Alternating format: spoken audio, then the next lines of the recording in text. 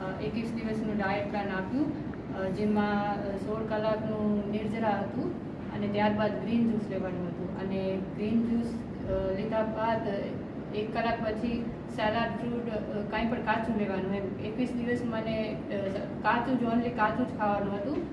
અને 21 દિવસ મેં તે પૂરું કર્યું અને ત્યાર પછી મને સરે રિપીટ 21 દિવસ કરાવ્યું. એવી રીતને મેં 21 3 વખત રિપીટ કર્યા. અને ત્યારબાદ મને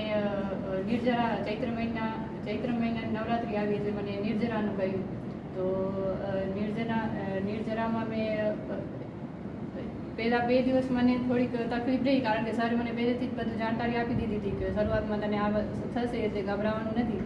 તેથી મને એટલું ખાસ કાંઈ થયું નહીં, પણ થોડુંક સામાન્ય તાવ કે એસિડિટી એવું થોડું રહ્યું હતું.